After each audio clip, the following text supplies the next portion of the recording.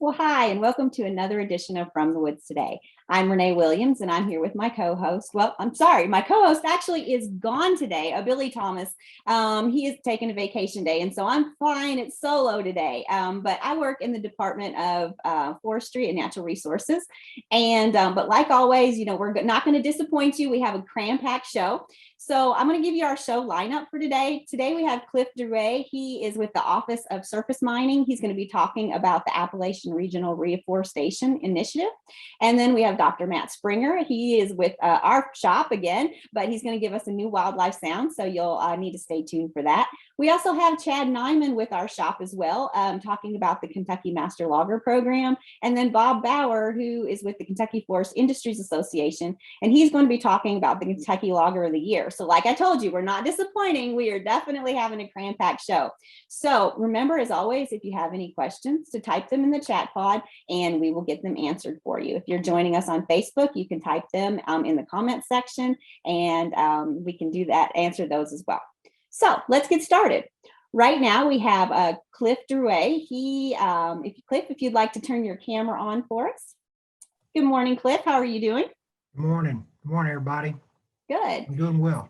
Good. So Cliff is a forester with the Office of Surface Mining, and he's here to talk about the Appalachian Regional Reforestation Initiative. So thanks for joining our show today. We greatly appreciate it. And can you explain a little bit about what you're going to talk about today? Sure. The ARI program is what its nickname is, and it's mineland reforestation and restoration. And so what we do is with the ARI, the foresters cover a 7-state region within the Appalachian region. And that goes from Pennsylvania, Maryland, West Virginia, Virginia, Ohio, Kentucky, and Tennessee, all the way down to the Tennessee, Alabama, and Georgia border. And what we do is we provide technical assistance to landowners, timber companies, coal companies. We're not on the active mining sites. We're on inactive or sites that have already been reclaimed or they have been abandoned. Oh, okay. So that's the area we work on.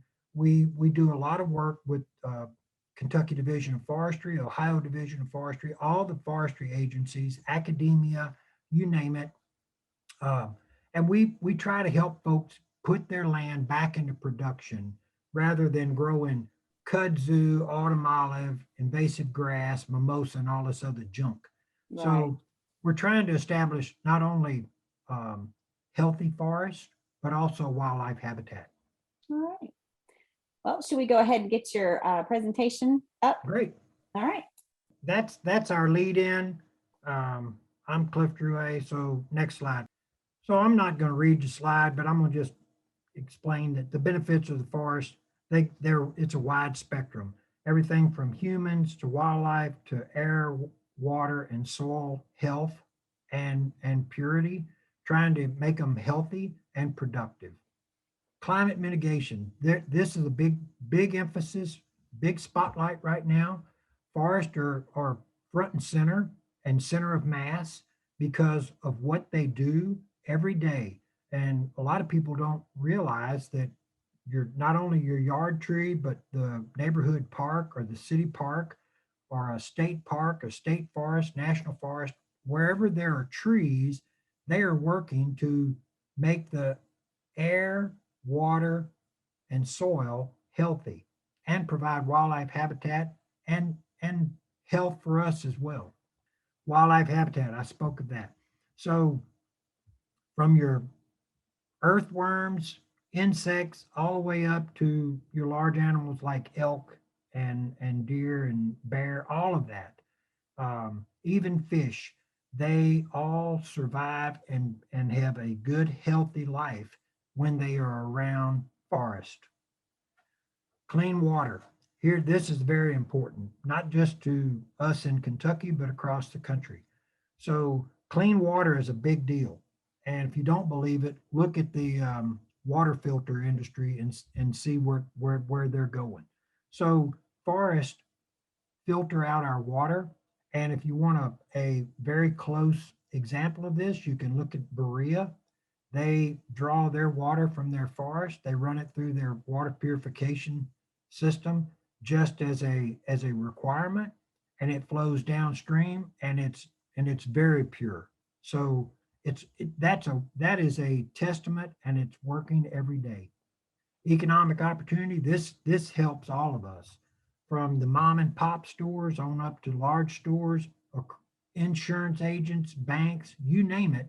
Everybody benefits from healthy forest and working in the woods. This slide is showing several things. On your top left, you see these two gentlemen standing next to a tree. It's about a year old and it's about waist high. It was planted on a site that was ripped.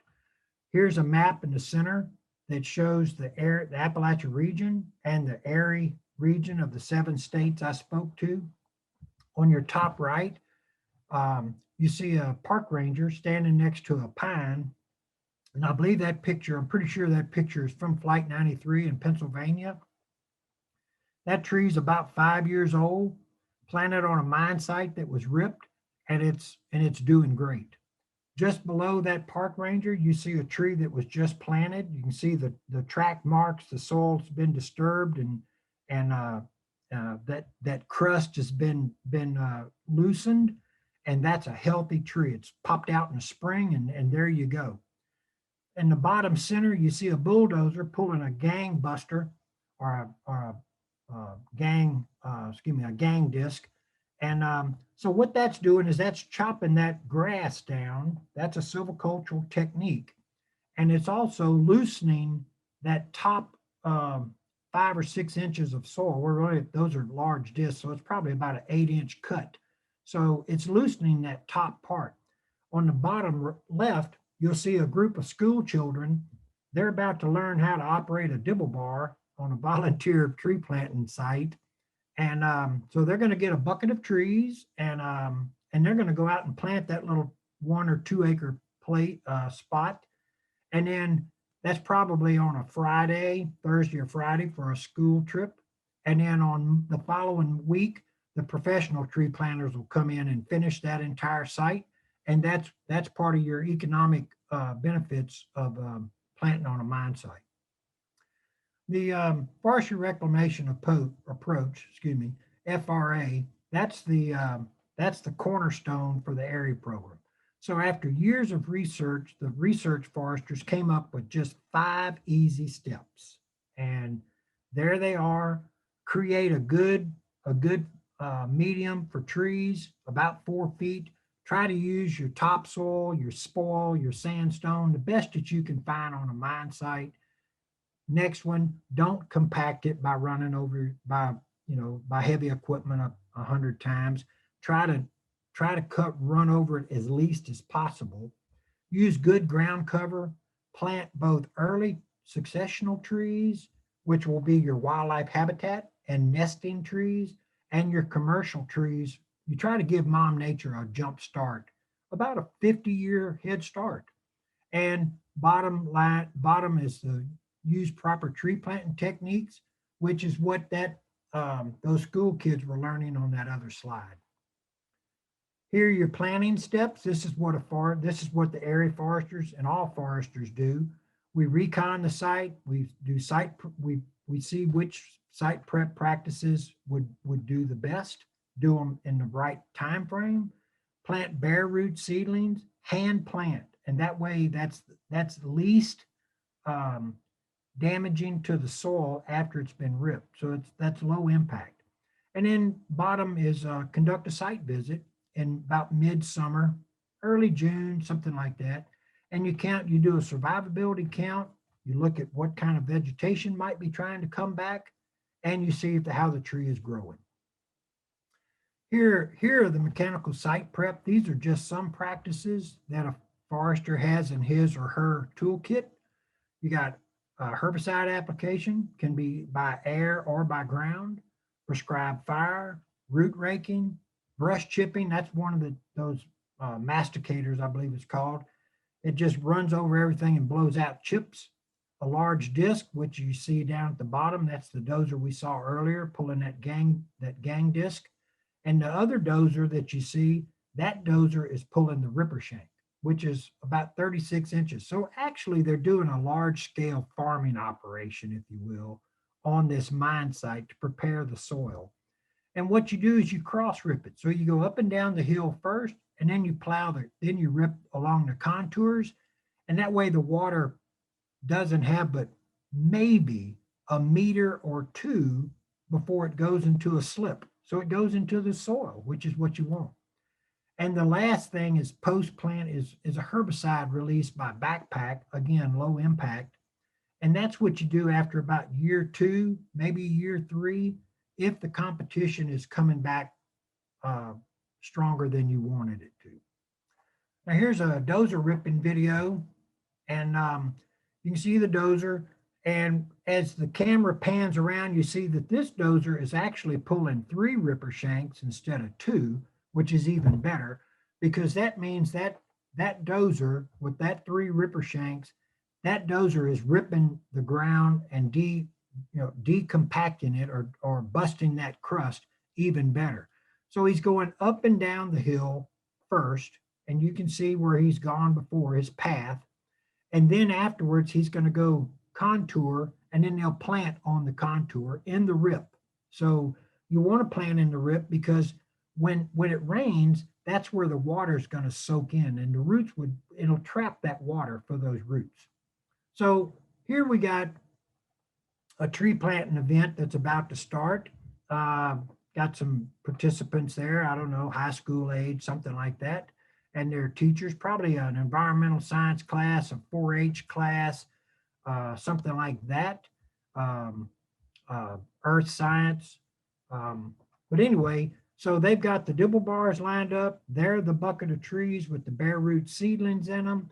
And we plant on 8-foot by 8-foot spacing, which gives you approximately 680 trees per acre. If you round that up to 700 trees per acre, that just makes it for easy field math to figure out how many trees you need to order before you plant. So you know your acreage, and then you multiply 700 trees per acre.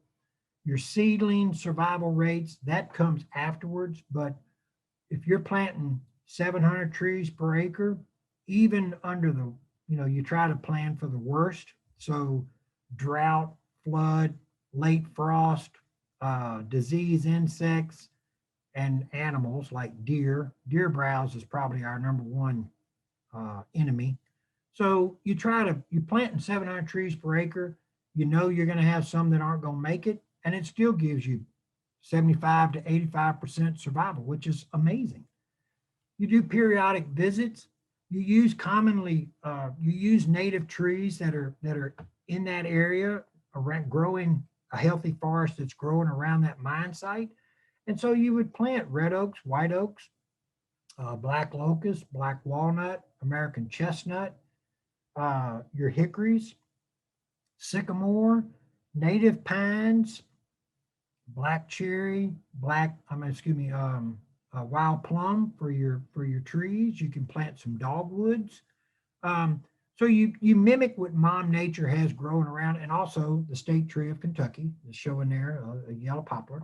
So all of those trees flourish and grow well. Don't mind that mug shot on the side there, but here's my contact information. And down at the bottom is the area website that I invite people to go to and check out. It's got all kinds of information. And but if you have a question, like Renee said earlier, write down my phone number or my email address, call me, send me an email. I'll get back with you. I'll find the right answer, and I'll try to help you any way I can. Wonderful. Well, thank you for that presentation. We greatly appreciate it. Sure thing. How important is it to actually plant trees on these mine sites? I think it's the only solution. By doing that, you're just like my little slideshow showed.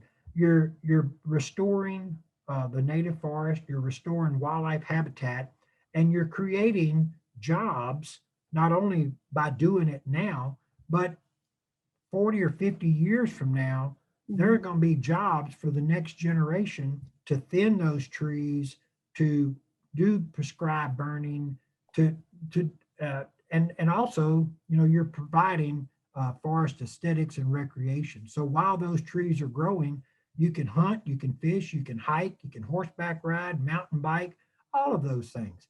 Right. So it's a multi-use, the forest is truly multi-use, and we're planning for the future.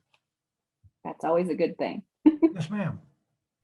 All right, we did have a question of, do you partner with NRCS and KDF as part of a kudzu elimination and TSI on surface mine sites? On kudzu, yes, ma'am. All of those that you just mentioned are our strong partners, and NRCS has several cost share programs that are available to landowners for kudzu eradication, and of course we encourage that because kudzu is a killer, and we want to make sure that the kudzu is knocked back. And then as soon as those trees can be established and growing, they'll knock that kudzu down. But before that, man has to do it. All right. Does that answer your question? Yeah. Okay. All right, good. Like that's the only question we have for you today for that. So I greatly appreciate you joining us, and you can stick around for the rest of the show if you'd like. We would. I will. All right. Thank you, ma'am. Thank you. Have a great day. You too. All right. So coming up next, we have Dr. Matt Springer. Matt, if you can turn your camera on. There you are. Matt, we got the ever popular wildlife sounds coming back this time. We're going to see what we can do today and mix it up a little bit. So yeah, I have a sound that is still going on. However, it tends to start a little earlier than now. And unfortunately, we didn't get to it earlier this year yet, but it's not too late. It's never too late. All right, sounds good. So yeah, I'm going to get you right into it, and we'll go from there. All right, sounds good. For our wildlife sound of the week this week, let's see how many people can recognize this right off the bat.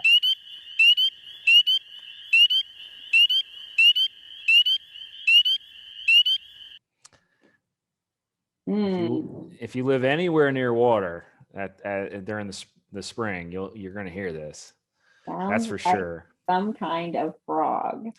That's a good guess.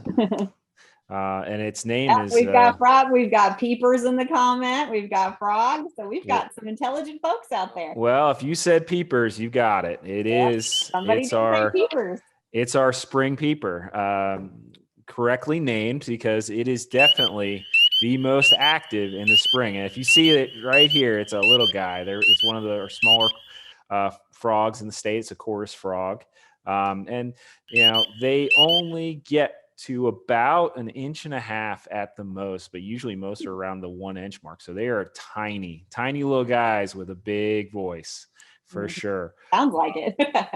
Yep, and they're found throughout Kentucky, obviously near water bodies, wetlands, ponds, streams. They are pretty easy to identify as their size, and also they have this pretty distinct dark X mark on their back right here, if you see it coming through. And they really are noticeable. Warm late winter days, they start coming out, and they'll keep singing all the way through early summer into June. And this really is because they're trying to make more frogs. Those males are out there trying to put on a show to attract females to come to them at those water bodies, so that they can lay their eggs in those water bodies that they're near, whether that be a vernal pool, a temporary water body, or a actual pond. And these guys will overwinter within the leaf litter. Sometimes they'll bury themselves into the dirt. And those eggs that they lay in the water will actually become full-blown little frogs in about 3 months. So they're relatively quick metamorphosis, but not as fast as they can be. for sure. But this is definitely one that's a really common occurrence, and I think in many ways it's a definite signal of spring is Yeah. here for You folks. definitely hear that a lot, definitely. You know, we're getting a lot of comments on people thought that spring peeper was just the name, you know, like a nickname. A nickname? No, that is their legit common name that holds true throughout their range, and their range goes in a good chunk of the eastern part of the United States and Midwest. So, yeah, they're a very common site within the state, and one that hopefully will continue to be common because they seem to do quite well in human disturbed areas and also native habitats. Wonderful. All right. Well, thank you for joining us today with that. I like the little spring peeper. He's cute. Yeah. And then I guess I'll leave you with one last fact. That little bubble on their throat, that's called the vocal sac. That's the thing that most people see pop up when they sing. So there's Okay. my frog fact of the day. All right. Thank you, Matt. We greatly appreciate it. No problem. You guys have a great day. You too. All right. So coming up next, we are going to discuss a little bit about the Kentucky Master Logger Program. And Chad Nyman with our shop with UK Forestry is on today to talk a little bit about that before we actually have the Kentucky Logger of the Year presentation. So Chad, can you explain a little bit about what Master Logger is and that kind of thing? Absolutely, Renee. I'm glad to be here with you all today. And so we'll talk some about the Kentucky Master Logger Program here. There are other Master Logger programs in other states. Our program here, specifically for Kentucky, just going through some of the basics of it. The Kentucky Master Logger Program is informed in partnership with the University of Kentucky, the Kentucky Division of Forestry, as well as the Kentucky Forest Industries Association. And so looking across our state that is nearly half covered in forests, we do have a considerable number of master loggers out there. We've got nearly 3,000 master loggers. And so those master loggers are who harvest those trees and transport those to the 670 industries that we have spread throughout the state. You can see with this map here that the darker the green, the larger the number of master loggers, and those little blue dots are those wood using industries. And so just going over some of that economic contribution that those loggers provide. So in 2020 is estimated that this forest industry directly contributed about 9.1 billion.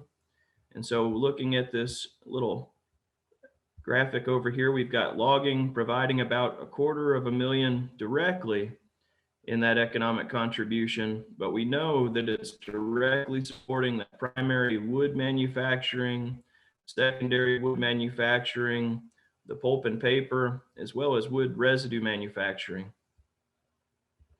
And so what is the Kentucky Master Logger Program? So it's a mandatory education program for all of those commercial logging operations in Kentucky. So we're not talking about a private landowner harvesting some trees from their property. We're not talking about a Christmas tree farm. We are talking about those commercial operations.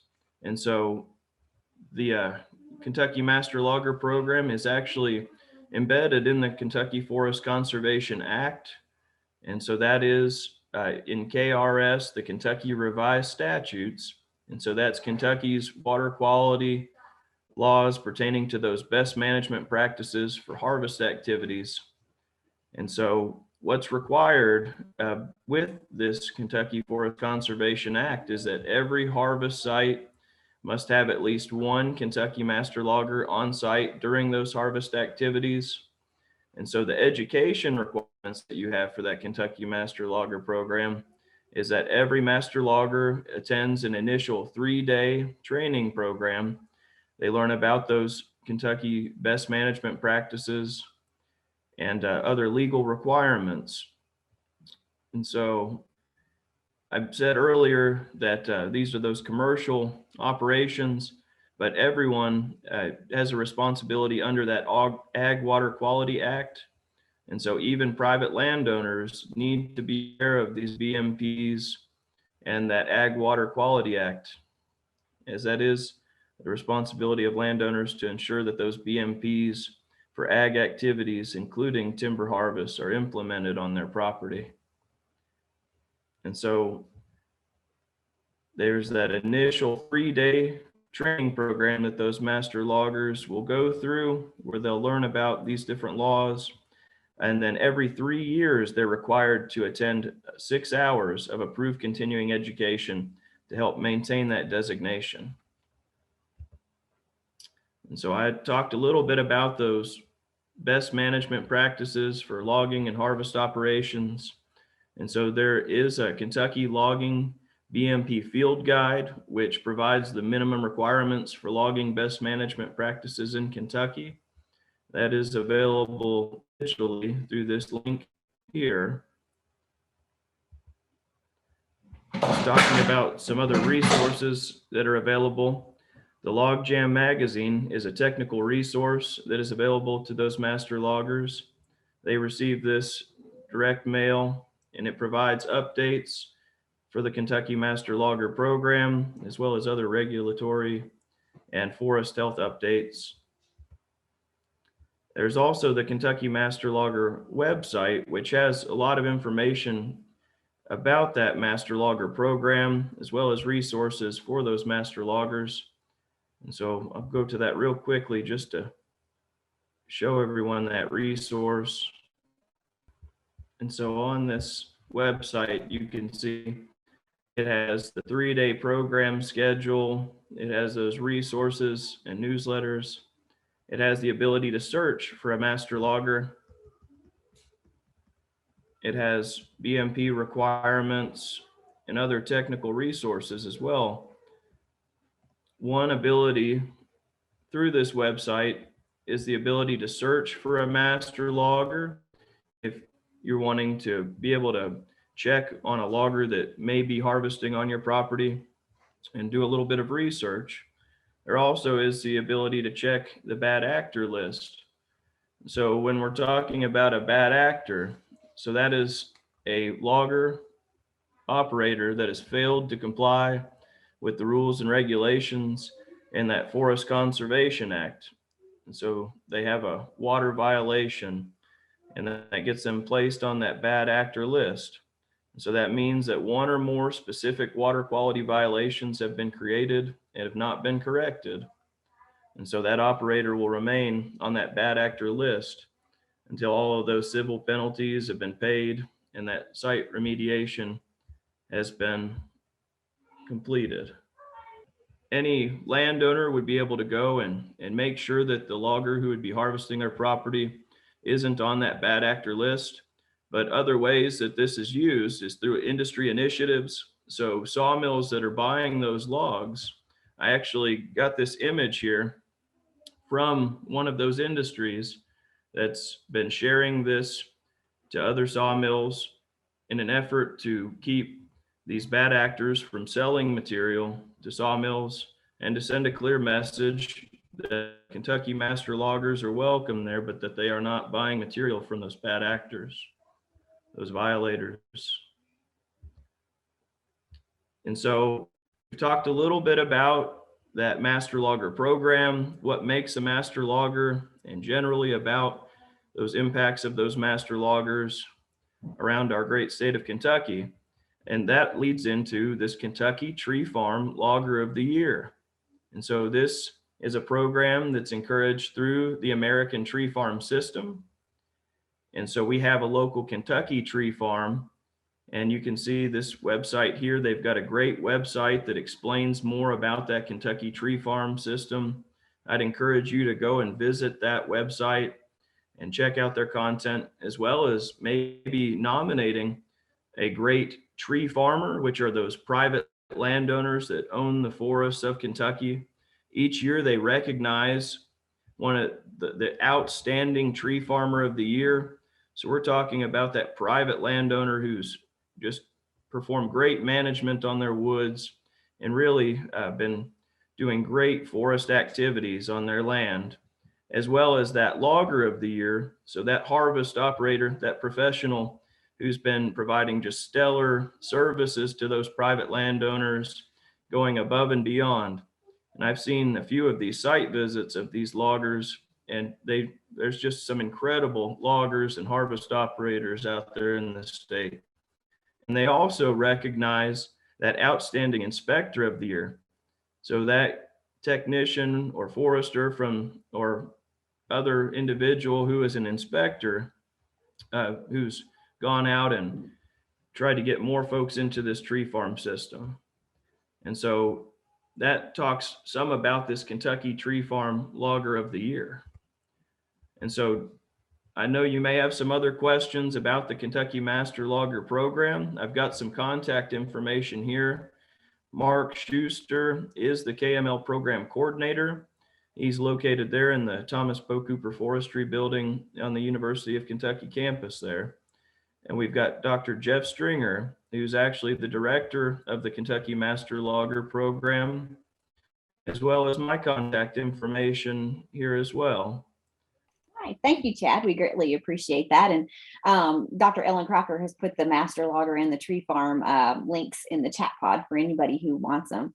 That would be so they can check them out and on their own time. That would be helpful. So, you know, Chad, a lot of times I think it's good to hear about the positive things that are being going on with master loggers, because I think sometimes you hear the negative more than you do the positive. So this is just one way of hearing some about the positive.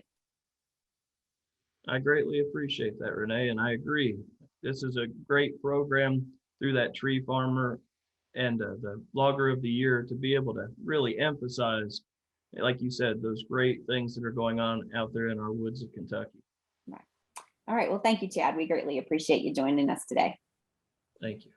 All right. So next up, talking about the logger of the year is Bob Bauer. Bob, if you can turn your camera on. Good morning. Thank you for joining. Morning. So Good to see you. Bob is the executive director of the Kentucky Forest Industries Association, and he is here to talk about the Kentucky Master Logger or Kentucky Logger of the Year. So Bob, tell us a little bit about what you're going to talk about today. Well, I'm going to talk about the Kentucky Logger of the Year. And as Chad mentioned, the Logger of the Year is selected by our state tree farm committee.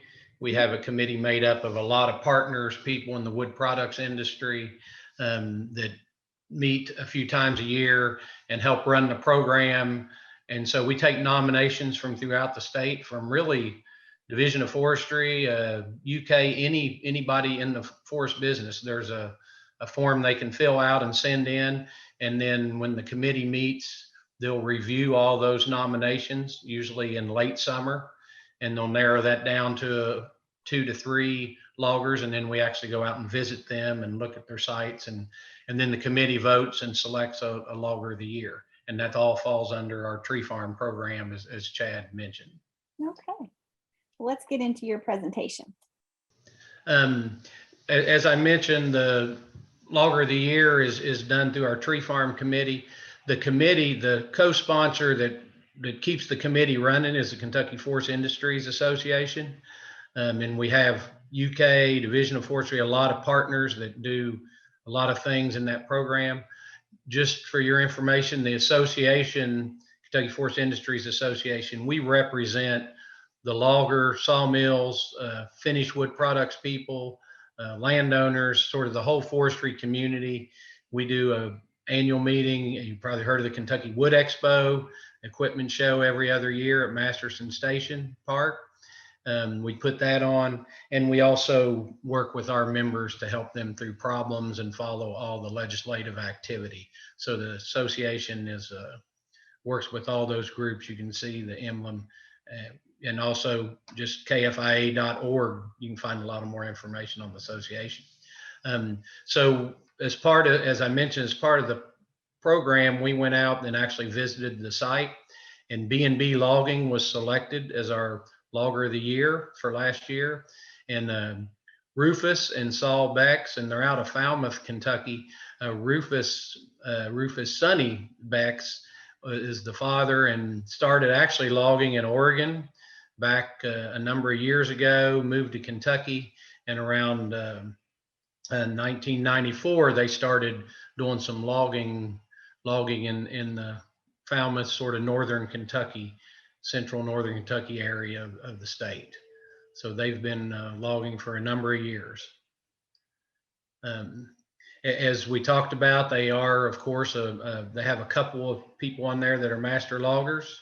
You can see they've had all of them, but they have two that are currently, you know, Sonny and his father Rufus, and then Luther and Paul also are involved some and help and do some of the logging while they're going on. So they've all been through the training and you know, maintain at least a couple of people up to date that are master loggers.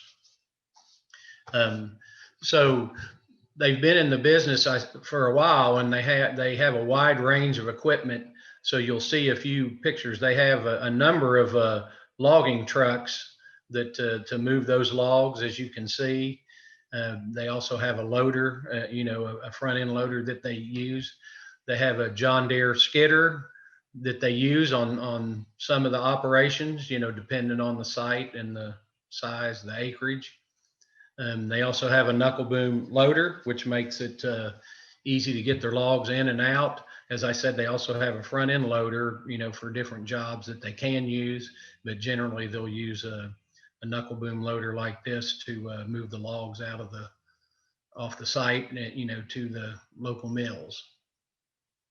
And they also have a Komatsu, a dozer. As you can see, they use this dozer, you know, to if they need to put in roads or get back into certain areas. And you'll also see on the back they have, you know, cables that they can pull logs out with, depending on the site. You know, the dozer has extra wide tracks, so you know it really doesn't do hardly any damage to the land, or you can't hardly tell it's back there. So it's you know, very good for the environment. So it just depends on the size of the operation and what's going on, determines, you know, which piece of equipment they may use to move the logs in and out. So when we went out, we visited, of course, that's me on the left and Saul in the middle, and then a local landowner. We actually went out on his job. They had logged about 100 acres on this landowner, and it varied throughout the property, you know, which trees they cut and that type of thing. Of course, the landowner had determined that and worked with the Division of Forestry, deciding on what they wanted to have harvested. So they're really trying to remove some of the mature timber and leave a good stand of timber behind. So Saul and Sonny, they're a little unique in that the area they work in, there's not a lot of large tracts that are all forest land. They work in a lot of tracts that could be in that area, that there's also farm fields around. So access can be a little easier sometimes to get in and out, maybe not as complicated on the road building that goes on. So that always helps to be able to move the timber. So you know, they do a really good job on this property. You can see we're sort of on a road. Of course, it had been really wet. They were still finishing up some things as far as closing out the roads and seeding those, but we did go in, even though it was wet, and sort of you know, reviewed the operation. Next slide.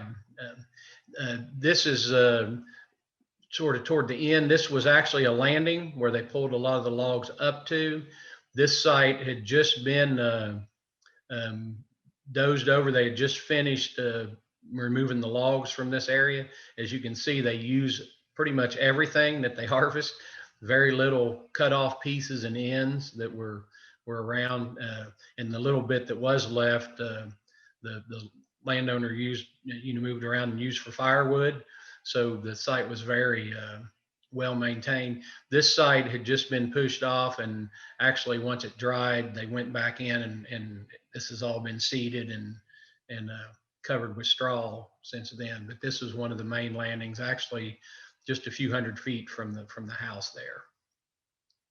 Okay, as you can see, this is sort of another angle on that landing. The landing itself is not real big.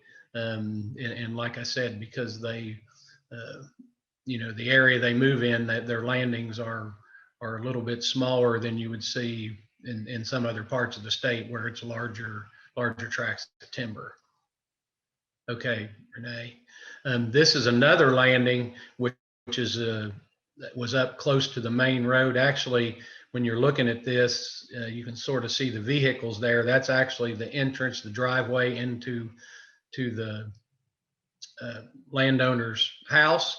The landowner did live on this land and had a barn in some areas. So, and this is an extremely small landing if you've been involved with logging much.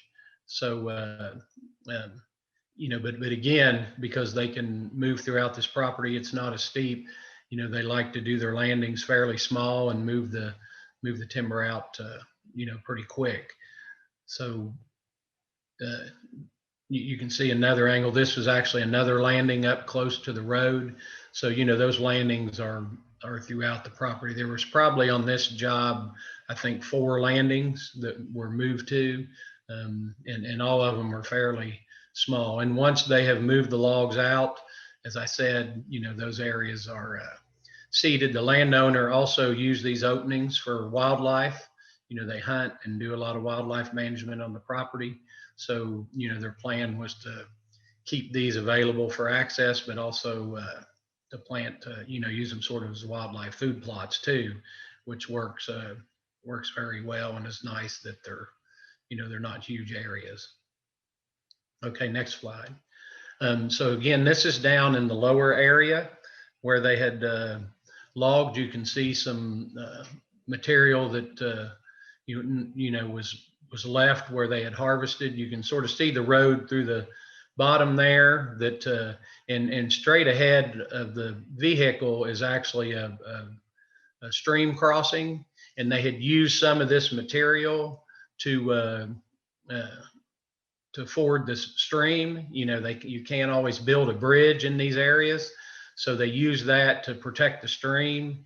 And then once they were done logging, which they had finished, you can see there are some hills there, but they're not near as steep as they are in other parts of the state. So they were able to use that and still allow the creek to run through while they crossed that. And then when they were done, they simply pulled that out and fixed the areas, and then those areas are seeded along the stream there. And also the landowner wanted to keep these roads available so they can access the property and manage it and hunt and do different things they want. So it worked out very well.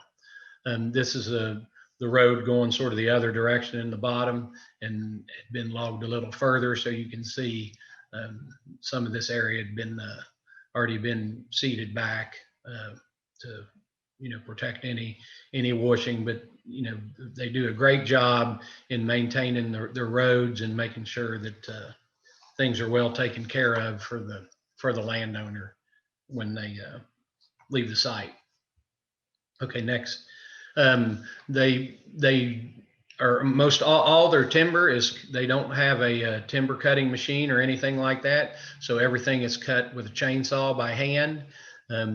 You can see it's very important to them to keep their stumps very low. Obviously that adds, gets more on the log. They use safe felling techniques. If you look facing you, you can see where they always notch their timber out so that it'll, they can fell it in the right direction. They'll take that notch out. And then if you look at this one, you can sort of see a couple of places on the side. So what they'll do is they'll take that notch out the direction they want the tree to fall. They'll actually go in to the middle of the tree and sort of bore it out going toward the back and cut this center. So they only have 2 little areas you can see on each side that's actually holding the tree there. And then generally, to be safe, they'll pull that out and they'll cut a little piece in the very back, and that tree will fall to the ground. And because they have a notch there and that wood holding on, that'll guide the tree down to the ground. And by doing that and clearing that out, a lot of times if you leave a big strip there, it can pull fiber out of the log, and the landowner will lose value in their timber. So they're very did a very great job of cutting their timber and making sure the landowners' values maximized and they get the most for the logs that they harvest from the site. Okay, next slide. This is another area that's sort of up high where we'd come in, and again, this is going up to that first landing we saw. So you can see it had been closed out, but once it dried out, they went back in and smoothed that over a little, and it was all seeded and strawed in that area. So, you know, for the amount of rain we had had and the wet, the road looked very good. And again, they had a little finish up work. This is sort of the area looking up towards those landings from down close to the house. That area has had some of the trees removed. The advantage they have there is that they actually removed a fair amount of white oak, and there were some walnuts in the bottom and a few other trees. With the way markets were, this job was cut, I think about a year ago, a little less than a year ago. So red oak markets were not quite as good. So they decided to leave a lot of the red oak in there. And then when markets get better, they'll come back and work with the landowner to remove those. It makes it, because of the terrain and where they are there, it made it extremely easy to come in and out, you know, so they don't have to remove as much timber, and they can do that economically. So very selective in their removal on those sites. Okay, and again, this is just the area we're in the bottom.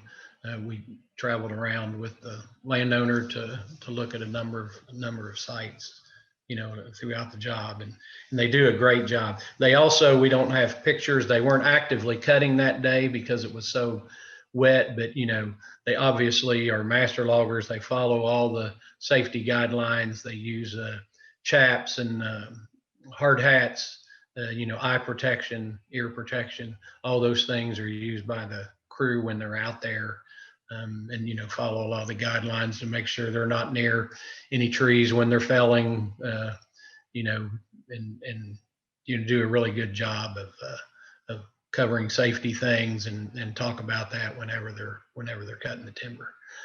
This is again from the top. You can sort of see the barn and the house in the background, and you can see this is where they had been down through and cut. You can see the stand looks really good. You know, that area was an area where they pulled logs. They went down and went a little to the left and straight on down the hill.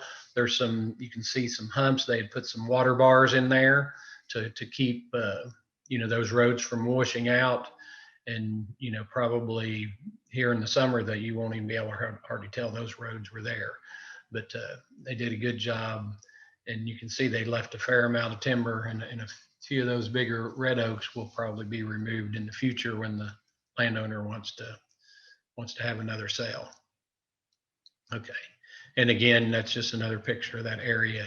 You can see one thing that we noticed when we looked over the job is we couldn't even find, I think we found one tree that had a little damage in the top when another tree had fallen, but boy, they did a great job of protecting the trees that are there. You always have to be careful when you cut those trees and fell them. You know, you're always going to cause some damage, but you always stay away from trying to damage any trees that have potential future, especially if they're of good size. So, you know, really no damage at all. And then also pulling those out, you have to be careful because they'll rub against the trees that are there, and you know, you can cause a spot, and it could eventually cause damage to the tree and rot and reduce the value. But we didn't find one spot where that had happened. So they were very careful in the removal of all the timber. So they do a great job with everything they did out there. And they also, for the last 15 years, have donated, you know, buy some local trees, have donated for Arbor Day to a number of the conservation offices, the schools, and they always go out and do a planting. So they're very involved in the local community, you know, which is great to help, and also do, you know, makes them, you know, promotes the logging industry very well. So that's that was really a good thing in the local community that they do. They've also been involved with the Log a Load for Kids program, which the association runs, that has provided $750,000 to the Children's Hospital in UK, and they've been have donated to that. So this is sort of a picture of all of them. Saul is on the far left, and Rufus is there in the front. That we just had our annual meeting last week, and we actually had our meeting live. We had over a couple hundred people there, but we had a luncheon and gave them their award, and they were given a plaque and also a steel chainsaw that Bryan Equipment Sales that deals with steel saws in the state always helps us with that and donates a saw to the Tree Farmer of the Year. So they were really excited to be there, and we had honored them at our luncheon during the meeting, and we're just proud that they're logging here in Kentucky and do such a great job. And I can't say enough about the good job they do. And all their logs are sent to sawmills and different people in the area, all the way into Indiana and throughout Kentucky. So they have a wide range of places where they ship their logs depending on the products, and mostly saw logs and a lot of logs for bourbon barrels going into staves and veneer logs. So they have a wide range of things that they produce, but Yeah. they do a great job. We did have a couple of questions. What were the landings seeded with? Do you know? I think mostly they were seeded with some type of fescue, and I think some of them with clover. What they usually do is they were trying to get something established, and then the landowner will come back in and plant, clover or something suited for wildlife. But it's usually a mix of things that would be for wildlife. But they also like to get some fescue in there to get the cover pretty quick, so they don't have any erosion. But I'm sure the landowner will manage that over time and keep it in some type of food plot, for wildlife. Right. And I know selecting a good logger is very, very important. And Chad went over, some of the website, and you could find a good logger. But how do you know if you're finding a good logger and knowing if you're getting a fair price? That's a great question. There's a number of ways to do that, but the best thing obviously is to, if you have an opportunity to look at some of the jobs the logger has done, or talk to the last couple people that they've logged on, the landowners can tell you a lot if they were happy what they did, or even go to that site where they logged. Obviously, you want to be careful if they're on the bad actor list. That doesn't necessarily mean they're a bad logger. There could have been a one-time issue, and they have ways to get off of that. But if they are on that list, you definitely would want to ask some questions to make sure that's good. And the Division of Forestry looks at timber and helps with that. You have consulting foresters that can bid those sales and help with the sale process. They're also familiar with loggers. So I guess the number one advice is to, do some checking. And if you're selling your timber, it's always good to you can get help to sell it, or at least get multiple bids, not the first one that comes along, because a lot of people are surprised how much their timber is worth. So always, be careful with that. Make sure you get a good price and follow up. Great. Well, thank you, Bob. We greatly appreciate you joining us today and being on the show. Okay, thank you, and appreciate it. And we couldn't do anything without these loggers. They support the whole industry, so we love to honor them for the good work they do. Wonderful. Thank you. Thanks.